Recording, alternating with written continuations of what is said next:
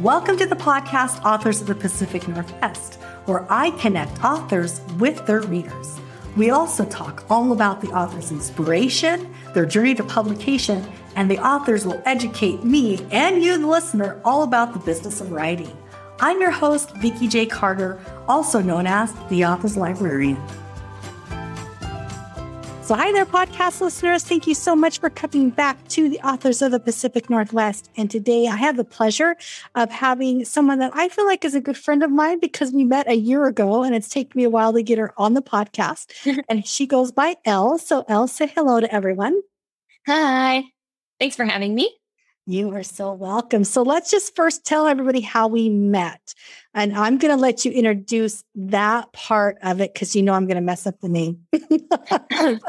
So we met through, I guess, just a desire to talk about Joloabokaflod PDX. And honestly, I mispronounce it all the time, even though it's my event, mine and Margaret Pinard's. And it's a book event in December that's based on an Icelandic tradition. And we host a slew of local Pacific Northwest authors. Last year we did it online, obviously, but this year we're actually back in person, masked up, of course, but we're pretty excited. We're going to have a tea vendor and a chocolate vendor. Should be exciting. Fantastic. And I was going to ask you, follow up with that, is it going to be live this year? So that's fantastic news. So before we dig deep into you as an author, do you want to just plug the website so we know when that event is if you're in the Pacific Northwest around the Portland region? Yes, that sounds good. So you can find us at Joloabokaflod.pdx.com. And so it's complicated to spell. So I would type Jola PDX. Mm-hmm. And if you type that in any search engine on any social media, you will find us. Awesome. It is faster to remember Yola PDX because the rest of the letters can get very complicated to remember.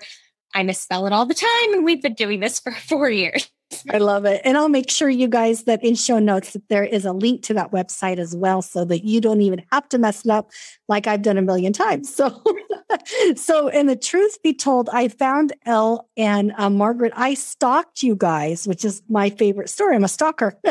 Instagram. I don't know how it was. I found you guys on Instagram, found out you were in Portland, and I'm like, oh my goodness, I got to get these gals on. So I got you on to talk about Joloabokaflod. I think I said it.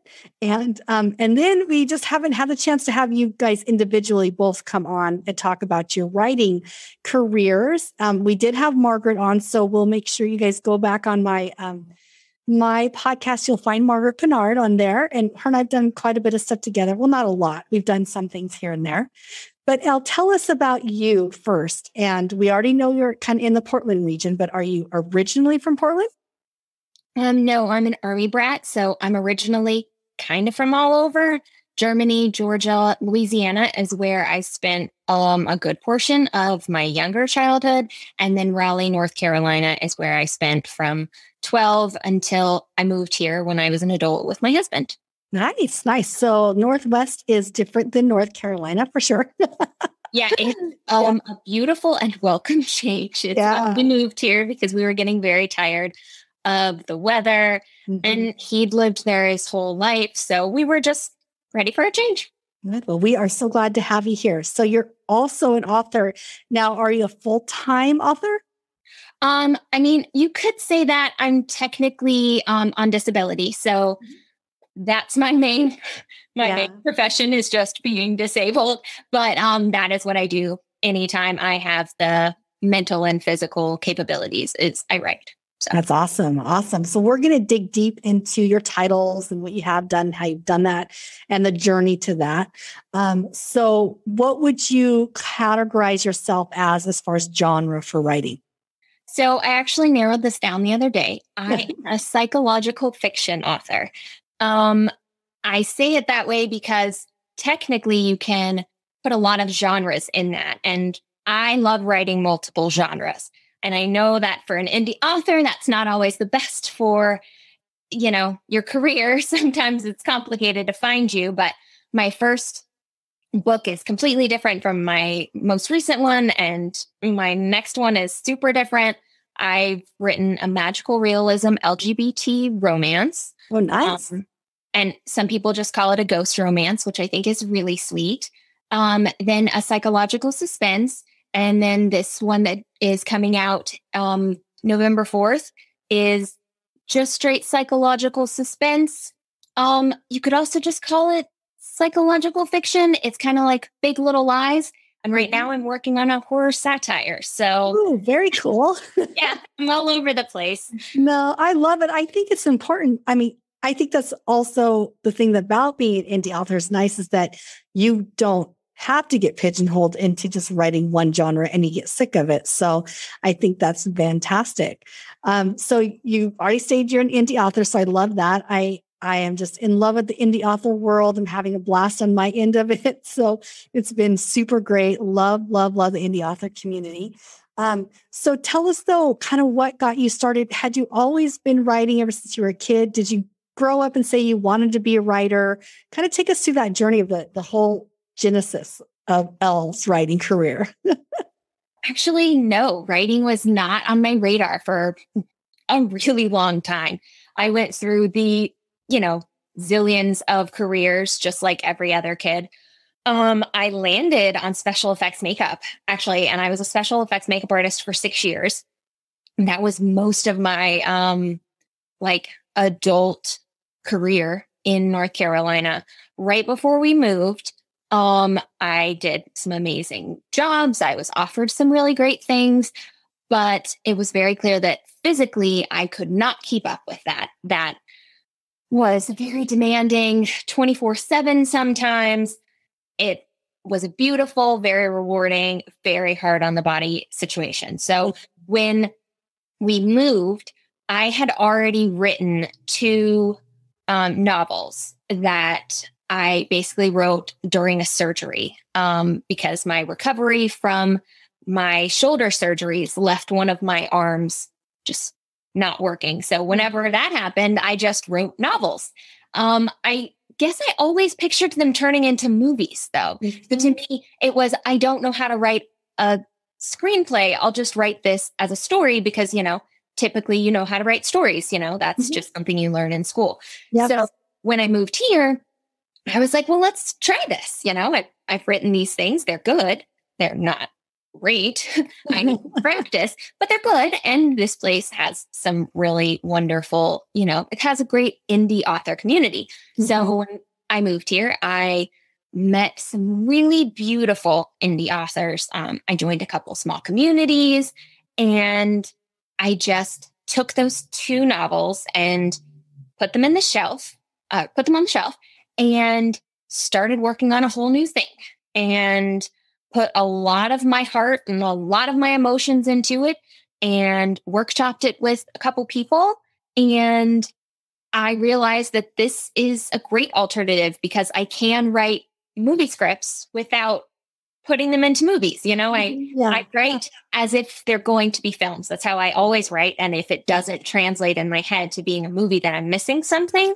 Yeah, that's how I am too. I almost call my chapters scenes. They're not chapters in my head. They're a scene. I won't finish it until the scene is ran out in my mind. That's what I call them too. Because I feel like a chapter can be 12 chapters. Mm-hmm. To me, a chapter is just a word. It's not got anything to do with the parts of the story. Yeah. So it's funny you say that. Yeah. So that's kind of how it started. I submitted my first fully formed book to I told myself I would send it to 5 publishing places because I had done that with my very first novel, and I got really good feedback, but they were like, this isn't ready because we don't know where to put it. But I love it. And I was like, cool. I'm literally doing this while I'm being a special effects makeup artist, whatever. Yeah. So here I said, I'm going to do it to 5 places. And then if it doesn't work out, I'm going to be an indie author because everyone I knew was an indie author. Mm-hmm. All 5 loved it, but it was in between genres. One person asked for a manuscript and they said the same thing. No, they're not wrong. It's magical realism. It's ghost. It's LGBT. It's romance. It's eat, pray, love. I mean, what is that? I don't know. I still don't know how to define it. I change the title of it or the genre of it every time I talk about it. So I think that's awesome. Like, of course it doesn't have a traditional place. That doesn't mean I don't love it. It doesn't mean it's not good, but it didn't have a traditional place. So I realized that this was a good route for me. And so from then on, I was like, I'm going to write whatever I have a passion for, which also means sometimes I'm just going to drop a project like a hot potato, which you really can't do once you've signed up with a publishing house. Yeah. Another part of my indie journey that I love so much. And then I'm here for being an indie author that can just kind of play. And it's especially great as a spoonie, which, if you're not familiar with the term, basically means a person with invisible illness. And I have quite a few of those. And it's really nice because there will be months at a time where I may be able to get a few words on the page. And with a traditional company, they're like, we need pages, we need a manuscript by this, give us editing by then. And that's not how my life works. So this gives me an exponential amount of freedom to do kind of whatever I want. And, if people read it, great. If they don't, I mean, I was going to write it either way, because it's in my head, and the voices in my head aren't going to shut up until I put it on page. So, it's great fun. Doing this is just so much fun. I just love it. I love how you describe the aspect of some of the freedoms of being an indie author. It's true. There's a lot of people, a lot of us that, have deadline issues or mental health issues that deadlines do not lend to very well. And they actually can be worse on your mental health. And I think that that's the beautiful thing about an indie author. The industry has opened up so much that we can take our time and we can play with it, like you said, and enjoy it, and not necessarily have that massive deadline stress or structure to it. And I love that part of it too myself. So what you did, Elle, talk about that I wanted to pick up on is that you joined a couple of groups. So is that where you learned all about how to be an indie author? Did you take some classes? What would you recommend to somebody that is kind of starting out and maybe has a first draft written, right? But they don't know what to do, where to go. What do I do? Yeah, I think getting to know other indie authors was infinitely more helpful than the classes. I mean, Willamette Writers Conference, I thought was great. I've been multiple years. I volunteered. I know almost everyone that worked on it during those years. I don't know who still works on it right now because, things change. But I find that a lot of the organizations here have been, really wonderful, and all of the people involved are great. And actually, a lot of indie authors are involved in these groups.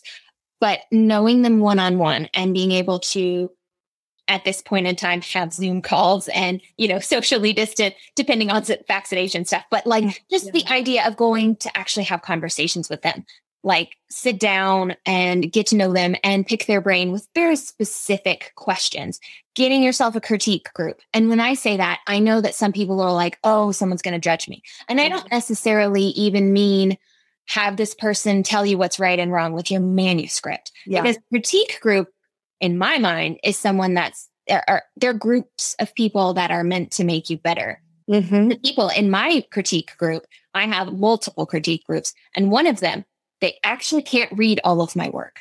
They do not read horror. So they critique parts of the work. They critique the part that isn't horror. And then one of my crime writer friends gives me feedback on different stages of my book. So she doesn't read my first draft because I personally don't let anyone read my first draft. Yeah. Oh gosh, first no. Drafts are wonderful and messy and problematic. And even though my first drafts have gotten better and better, I believe that some people have good first drafts for sure. But the average person's first draft is just not ready. So after second and third first draft, I send it to some people and they give me feedback. And the good thing about having people that you trust and that you get to know in the community is you can tell them, I don't just want you to tell me what's right and wrong. You can give them questions that you want. Yeah. And in classes, they're going to give you specific thoughts that they want to tell you, or they're going to, they have very specific opinions. Some of the classes that I went in, they start off with, this is how you do things. And that's, to me, a little toxic. And they didn't mean it that way, of course, because that worked for them for 20 years. But, you know, like you mentioned, mental health. I also have I've been battling with mental health issues since I was 12. That's not healthy to hear. Someone starts with, this is how you edit. And you're like, does that mean I'm doing it wrong? Or does that mean my book sucks? I know. I start checking all the tick boxes. Right. Not enough. And you're like, do I need to re-edit my book? Does this phrase suck? Oh my gosh, you say that this particular phrase is redundant. And now do I need to look for it in my book? And no, because people use those phrases in colloquialism. So it's just nice to have real people that you can have conversations with at the end and say, okay, what's going on with my book? And they can say, look, you know, let's have a conversation rather than just red pin it, which honestly, in some cases can be more helpful, you know? Yeah. I love it. That's such a great illustration. So thank you for sharing that with us, because I do talk about this with authors on this podcast, because I was terribly nervous about getting into a group of writers, because I always wrote in the closet for years, and I'm terribly dyslexic. And I've come out and shared these stories now that my first book is out. And I've talked about some of my struggles, you know, growing up and being very, very dyslexic and very shy and not talking in public. So people are like, what, you have a podcast? You didn't talk in public as a kid? I'm like, yeah, no, I was terrified. And having a speech impediment. And so, finding a group was real challenging for me, because I was worried that I would get criticized or critiqued wrong and I'd fall apart and I would give up. Luckily for me, my first group has been my best group. I mean, I haven't gone elsewhere, and they've been all that supportive kind of help. But the way you described it is so valuable, that it's not necessarily, it's learning from discussion with each other. And once I figured that out, and that what they shared with me was also valuable, but I didn't always have to take everything they said, but it was giving me a good reader's point of view. That helped me a ton. And then I got to do that with them, which is exciting, because I'm like, oh, so analytically, I can give them great constructive feedback too. And I have some value in voice. So that's exciting to share as well. So I'm really glad you brought that up. So as far as your aspect of the indie publishing, what parts of it did you hire out for yourself for your books? Absolutely none of it. Really? You didn't hire any editor or anything? Nope. I have a beautiful sister. Oh. And she goes by a pen name, but luckily she can do it. Mm-hmm. She could technically be hired by someone else. I'm very fortunate for that. I suggest, if you don't have someone like her, that yes, you want someone, but she's technically, if I knew someone that was looking for an editor and she had time, I could suggest her. So yes, is that good? You're not just being partial because she's your sister. Oh, absolutely not. No, because she's my favorite kind of editor, which is she talks to you, because we do it in 3 different stages. The very first is we have conversations, and she marks off a bunch of questions where she basically says, what the hell?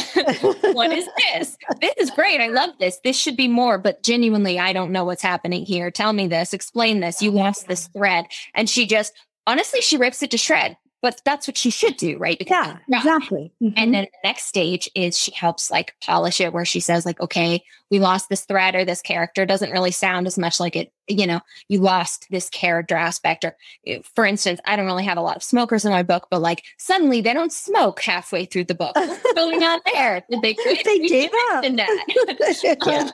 And then the next step is the actual line editing with the commas and everything. Yeah. And I'm just very fortunate. But I also have a lot of my beta readers and my critique groups are also very good at catching some of those things. And they also they offer to read it multiple times. Mm-hmm. So I am very, very fortunate that I have these people that are willing to do this much work for me. Yeah. If any of them stopped, I would hire multiple editors, because I have ADHD and a couple of my invisible illnesses will make my brain skips. So I will skip 1 or 2 words and I won't ever notice it. I will edit I'm it the same way. time and the word will not be there and I will fill it in. The back cover of my book that's out right now, there are 25 copies that have an S on the back because I went back and tinkered after she finished it. Oh, no. And I was like, oh, I forgot an S. She had fixed it. Yeah. But I was pretty sure that I messed it up when I pasted into something. And then she looks at it and then she goes, Elizabeth, you put an S. And by the way, for those listening, Elizabeth is my actual name. Actual real name. So that's why. But Elle is my pen name. Yeah. So she's like, you added an S and that's not supposed to be there. So now the rest of them read what it's supposed to read, which is what she told me to put in. That's awesome. I know that technically getting another professional editor so that I can have a second set of eyes would be beneficial, but I'm on disability. My husband is a teacher. We make no money whatsoever. And I have this great support system. So, I'm fine with it. If ever I start getting a bunch of comments that says like, wow, this is really poorly edited. You should work on stuff. Then I will say, thank you, readers. I will do what I can. And I would think because, I'm honest. If it happens. Yeah. And all of us get it. I mean, it doesn't matter how much editing you get or who you pay for it. There's going to be mistakes. Matter of fact, a funny story, I haven't told anybody yet. So I've been getting quite a few more subscribers since my book's been out on my emailing list. And I did this conference and got more subscribers. I've been on a big podcast, so I'm getting more. So I'm getting myself out there. And I do edit all of my own website and everything. And because I'm dyslexic, I won't see specific mistakes. I mean, and if I'm busy and then I don't take the time to really stop it. So I did make a graphic and it had one typo on it and guarantee you someone nailed me on it.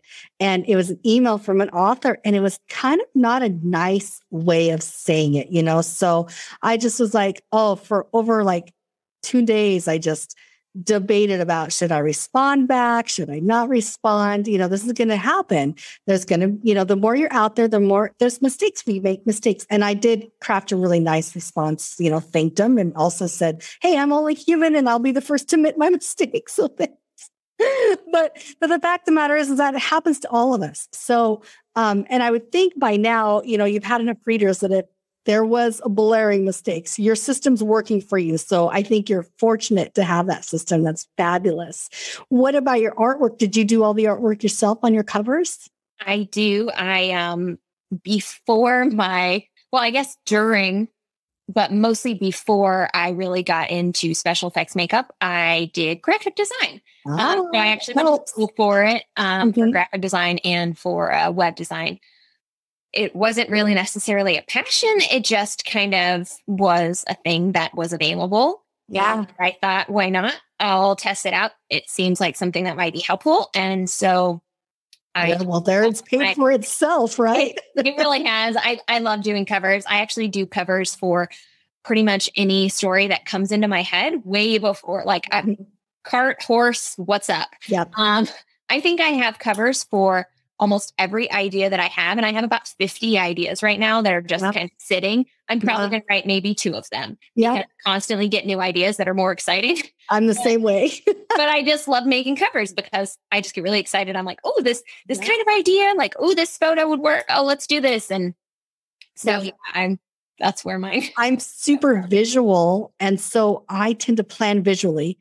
And so I almost, if I get a character in my head or start on a storyline, I have to do the same thing. I have to design the cover. I want to design a website to support it.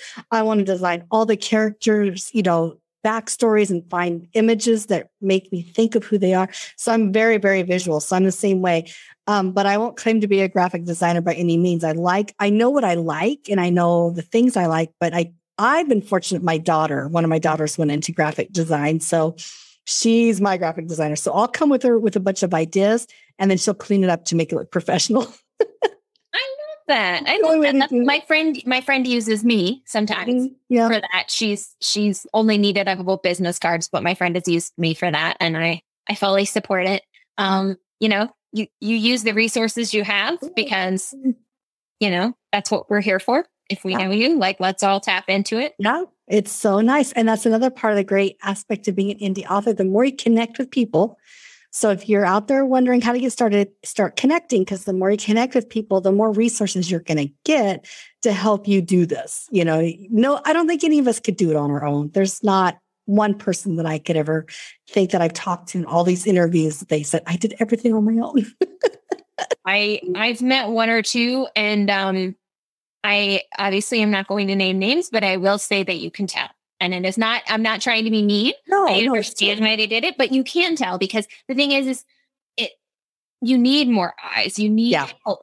Because time is finite anyhow. Like you need to step away from your project sometimes. You need to have a life.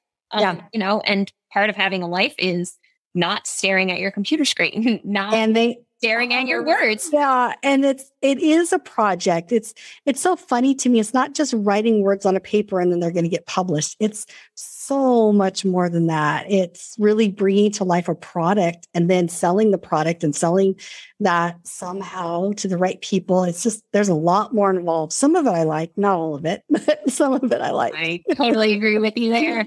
Yeah. Advertising and marketing is not my favorite part. I don't mind making the marketing materials because graphic design is cool, but like selling yourself to people and like writing those emails and applying for things, I just kind of loathe it. I'm like, just find my book. I'm the same way all the time. We're like, we'll just carry our book around and we just hold it up and be like, buy it. Okay. It's good. That's what we'd like to do instead of trying to convince people it's good. Just buy it. Here's the reason why you want to read my book. Here's my book blurb on the back, the 5 reasons why you want to read it. It's like, I don't care.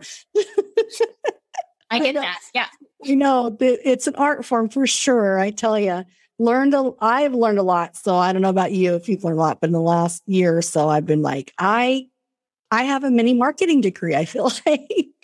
Oh, no, it's true. One of my friends is an Amazon #1 bestseller of her genre for about 2 years now. Constantly #1, sometimes gets knocked down to #2. I sent her the blurbs for my book because I'm like, not good at it. Yeah, I send it easy. And honestly, she sends it back. And if it looks even remotely like it, I'm shocked. Because I'm like, oh, wow, you kept the sentence. That's exciting. Because the first time she read it, she was like, let's talk about how to sell books. And I'm just thinking, not like this, clearly.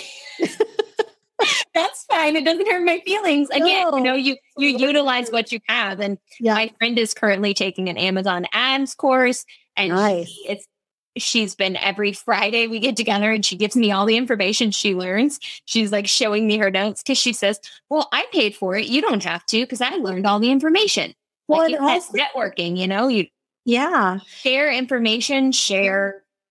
I mean, that's the good thing about going to conferences every once in a while too. Like you might not learn a ton. It might not be for you, but you might have learned something else for a friend. So doing it every once in a while might be worthwhile, And I think sharing your what you've learned, there's a cognitive aspect to it, in the aspect that as a teacher, you're going to have to know your stuff to be able to teach it to someone else. So that's that principle about cognitive learning and sharing that learning. So if you have something, you share it with somebody else, you got to be able to explain it well enough for the other person, which means your brain has to engage in it enough to do that for yourself. And so that's why I love education and why I love teaching, because I won't teach on anything that I haven't tried to understand it myself. And then I want to share with other people how I got there, because my brain's really messed up. So if I can get there, everybody can. I love that. That's how I feel too. I felt super lost. I mean, it took me, I just gotten my other career off the ground. It took me years, I was doing it for 6 years and it took me all that time. And I taught people, like I literally had actual courses in North Carolina. And then I come here and I'm starting from scratch again. And I'm like, everyone teach me your ways. And now I do the same thing. People are like, hey, can you teach me? And I'm like, yes. Yeah. I need a cup of coffee and let's have a conversation. And if you want too much detail, okay, maybe we talk about $30 for like just the fact that I'm going to be giving you access to stuff. But let's sit down. I'll send you my spreadsheets, like whatever. I've already put the work in. Let's share the knowledge. You guys are not, I don't see people as my competition. No. Really. Like, there's room for so many people, we're all kind of, this sounds sad, but it's not meant to. We're all screaming into the void, right? It's true. It's true. You like bolster each other. And the thing is if one person gets more famous, in quotes, right?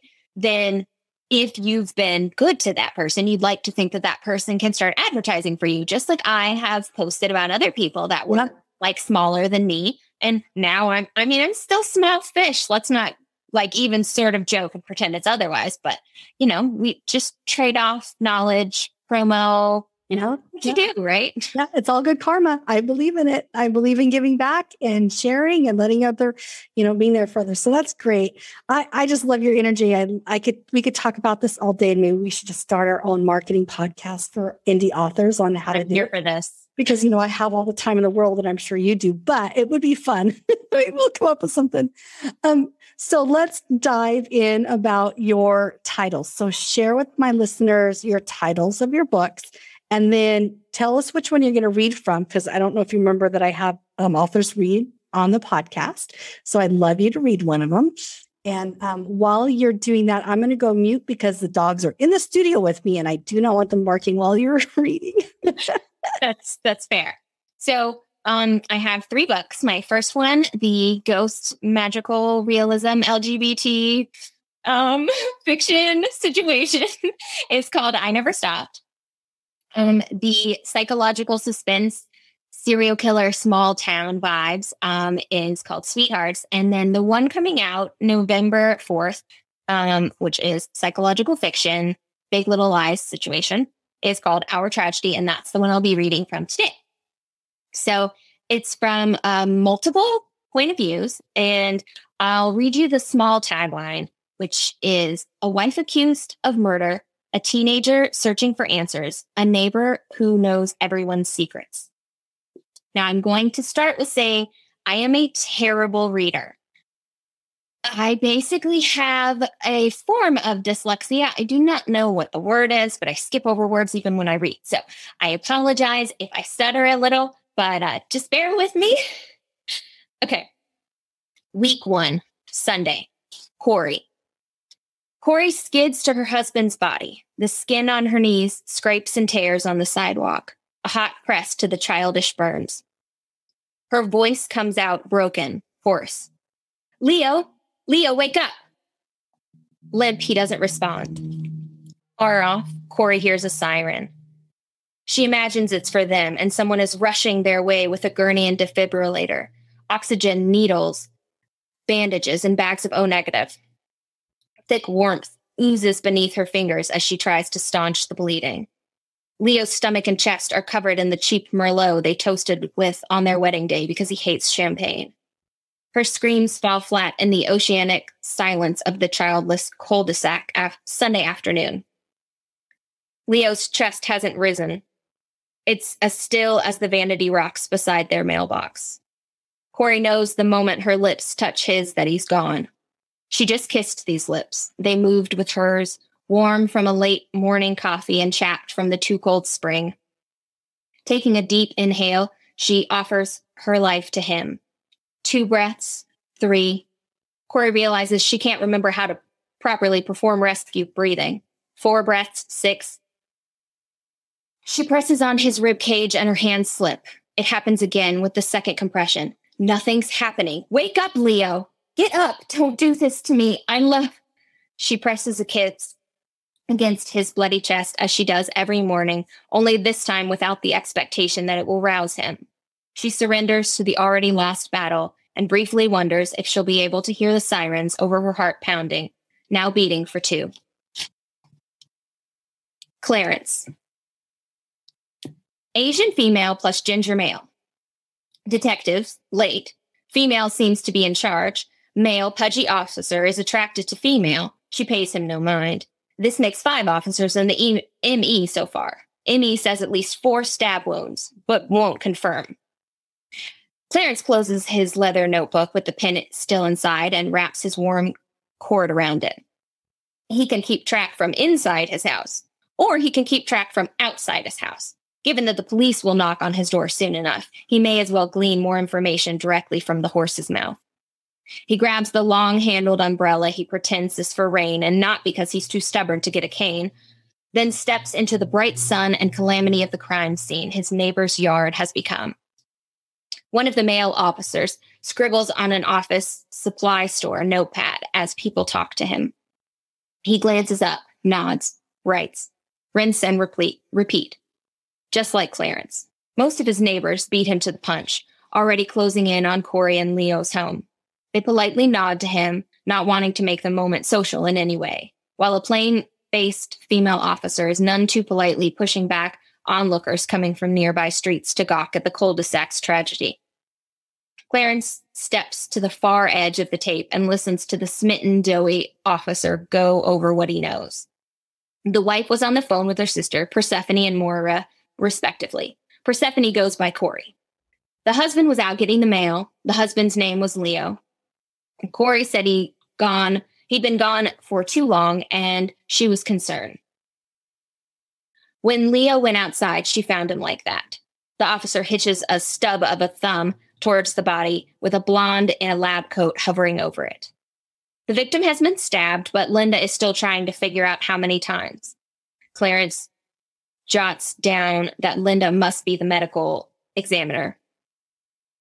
Corey tried mouth-to-mouth resuscitation, said she knew he was dead, but she, quote, had to try. He's my husband. Then she screamed until two neighbors came out. The caller was her neighbor, Clarence Niedermeyer, at 593. Have you heard the 911 call yet? Calling her a vampire and the like, it does paint a picture. Anyhow, he said very little and hung up. Never did say his name, though, but he's the only one who lives at that address. He just wanted on and off the phone quickly, is what I think. Sometimes you don't have time for pleasantries. On the other hand, maybe he didn't want to get involved, wanted to keep his name out of it. Can't blame him. The other neighbor, Ninny? Yes, Ninny, over there, waited with Corey. She lives in the pink house across the way. The officer is clearly pleased with himself, as if his summary was exceptional. The detectives find it adequate, nod once, and wander to the front stoop where Corey is sobbing loudly. Clarence uses the moment to sneak to the mailbox. I shouldn't touch it, but it's open. He sighs with relief, not needing to worry about fingerprints. He glances at it from the side and the front. Nothing out of the ordinary. A bill, a credit card offer, mailers. While everyone seems occupied, he sneaks a balled-up hand past the mail to the small listening device in the back. He pulls it back and slips it in his pocket. That could have been a major problem for him. Taking stock of his surroundings, Clarence notices that Ninny is wearing a sky blue pajama set with clouds even at this almost afternoon hour. Geraldine's husband is home for the week, which is the first time in 3 weeks and 2 days, if Clarence recalls correctly. Lynn has a full face of makeup plastered in place, more around her left cheek and the bridge of her nose, and her hair is pulled back in a severe ponytail. Clarence clenches the handle of his umbrella. I've offered to help. He's just begun to move towards Constantine and her 2 homeschooled teenagers dressed in too short pants and faded t-shirts when he hears the Asian detective introduce herself to Corey. Leo's blood is coagulating on her shirt, drying on her skin, crusting off her mouth and cheeks. Detective Charlotte Park, she says. Clarence wonders if it's as odd as he thinks, that she gives her first name too. Maybe it's to humanize her. Another note for his book. The detectives are sorry for her loss. To that, Corey's mute. Slowly, Clarence moves towards the large tree that separates Corey and Leo's house and a neighbor's. Behind it, he can hear much better. When you can, tell us what happened in your own words. The female detective, Detective Charlotte Park, has a pleasant voice, soft but strong, with a hint of Korean influence. Corey takes her time answering, swallowing hard before she begins. We were watching television when my sister Moira called. We just finished a documentary about... Corey's volume drops to a whisper, and a sardonic laugh accompanies her free-falling tears. They darken the drying blood on her face. The detective responds. She and her partner, name still unknown, fade in and out of a volume Clarence can barely hear. Corey's head droops from scorned child to doll with a broken neck as they speak. Flattened curls dangle into her swollen horror movie poster face. Composing herself, Corey starts again. I started talking. He was only supposed to be gone for 5. Corey's voice rises with anger as she says, I figured he was talking to a neighbor. As quickly as she puffs, she deflates like a balloon. Take your time, Ginger says, supporting Blood. I walked past the window. I didn't see, but it was taking a while. Corey hiccups and sobs rack her body. Calling his name, he wasn't moving, and there was blood. She either gets quiet or goes silent for a moment, and Clarence can no longer hear. He already feels lucky for what he's been able to hear. It's much more than he expected. It takes him a moment to realize why. At first, he figures the scene is understaffed. That thought is quelled quickly as he realizes more police have arrived. They are fending off reporters. Clarence must have snuck in under the wire, which means that in any moment he'll be exposed. Let me through! I'm her sister! A woman Clarence knows to be Corey's sister Moira rushes through the growing mass of people. We were on the phone together. Oh God, Leo! Moira's voice breaks. Out of view, Clarence only knows that she stops talking. He hazards one last glance at a crying Corey. Moira, still mute with shock, is holding her hand. Another wave of tears stream down, and Corey pushes a stubborn, sticky curl behind her ear. I was just screaming for anyone to help save my hiccuping sobs cut her short, and for a moment she's lost in grief. After taking a few breaths to compose herself, she continues. Who am I without him? Why would I want to stay if he's... Corey spaces out with that, as if she's imagining a world without them in it.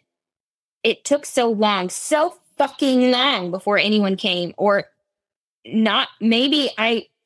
How can this be happening? As Corey talks, Clarence notices the red on her teeth. He guesses it's from laying her face on Leo's bloody chest. The color reminds him of the time she ate an elf cookie in the cul-de-sac's annual ugly sweater cookie party. And its decorations stained her mouth.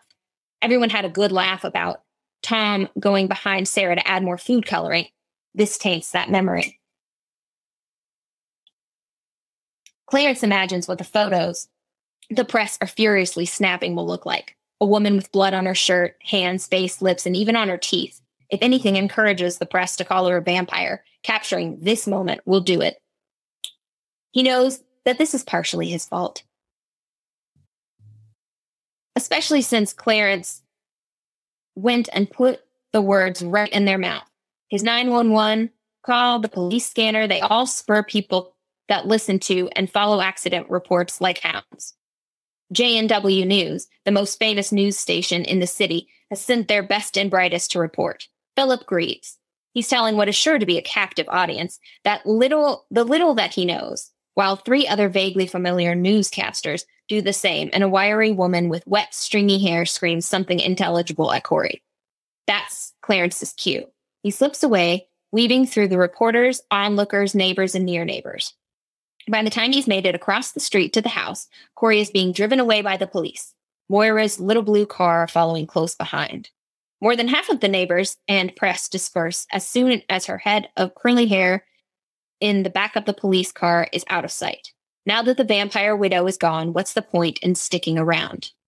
He pictures Corey's face covered in Leo's blood on the front of every newspaper in the city, the headline story for every local news station. It may not be as remarkable as some other crimes happening in this at this very moment, but the visuals are stunning. Bravo. I love it. So Clarence is quite the awesome character to see everything through. So I'm excited to hear his perspective. I think there's some more going on there with him, right? Yeah, he's older, obviously. And the beginning part that I listed out, though it sounds really bad, I know it does, but you can't see it that it's his writing. So it's his handwriting that lists those things. It is not racism, which is kind of what it sounds he's like. Just recording it for himself, like he's a little armchair detective. Exactly. Yeah. He has quite a few, and there's a couple little handwriting notes throughout there. But yeah, he watches the neighborhood. I got that. That was so great. I love it. Oh, this is wonderful. Well, okay. So as we close out for the podcast today, and did you give us all your titles? I think you did list all of them. Yeah. Okay. Yeah. And I'll make sure that your website and contact information is in the show notes. So listeners, make sure you jump onto the show notes and get Elle's contact information. But leave us out of the podcast with an inspiring advice for authors that aren't possibly as far as you are. You've published 3 books, right? And that's a huge feat. So bravo, bravo. So for those of us that haven't gotten that far yet, what would you share with us? So though it sounds cheesy, I would say keep writing. Now, before you're all like, oh, of course. I don't mean just like push through and keep writing. I mean, like every idea you have is valid. They might not all be the one, right? They might be a 1,000 word story. They might be a 500,000 word story, which by the way, a 500,000 word story is definitely a series. Don't tell yourself otherwise. Okay. I love it. Yes. But write everything you think of, whether it's a paragraph, whether it's not, because if you don't keep pushing yourself forward, you won't get better. But that doesn't mean that you shouldn't publish your first book that as soon as you know how to do it and you feel like it's ready. But you're going to write better things. So don't get discouraged if the first thing you write isn't amazing. But don't also think that, you have to just keep putting things out. Just focus on writing. Get your words on the page. And if the first 7 things you write, you just don't feel like they're where they need to be published, then just keep doing it. You need to be in love with your stories. And if you fall out of love with your stories, then stop writing. Literally, stop writing. Just stop the project. Because when I say just write, I mean just write what you love. Period. Write only what you have a passion for. But just keep doing that over and over and over again. Sit down at your laptop and write the words, whether it's 5 words today, whether it's 10,000 words because you're somehow just a freaking beast. I don't know. Just put the words on the page that make you happy and know that in 1 month to 25 years, you will have something that you're proud enough to put out. Will it be a bestseller? Maybe, maybe not. Maybe 0 people will read it outside of your family. But if you were happy when you wrote it, that should be your only goal. Mm-hmm. It's just to write and put out something that makes you happy. If you're going in with the goal to make money, then honestly, I have no advice for you. Not because I'm not like super prolific and making a ton of money. That's not why, because I'm not aiming for that. I don't do a lot of marketing because that's not my goal. My goal is to just sit down and write. I ditch stories if I don't like them, but I'm constantly working on things. I have like 7 projects that I'm tinkering on while I'm focusing on one, because something sparks. I write because every time I put words on a page, the next words are better. Mm-hmm. Always. They're always going to be better. I love it. That's such great advice. And I'm taking it in. So Elle, thank you so much for being here. Listeners, here's your action item. Get on my show notes, find her website, grab one of her books. Make sure you email her or find her at Joloabokaflod in December or on Instagram and let her know where you found her if it was the podcast. And we are so glad to have you here. And I would love to have you come back and we can talk about your version of marketing, which I think is inspiring because I don't like to market either. Well, you can have me back anytime. This was wonderful. Thank you. Thank you. Thank you for listening to the podcast. I hope you enjoyed it as much as we did. Make sure you jump on the show notes and find the author, buy their books, write a review. And most importantly, you can find out more about me and my projects at one of my 2 websites, www.squishpin.com or theauthorslibrarian.com. And until next time, this is Vikki J. Carter, the Author's Librarian, signing off.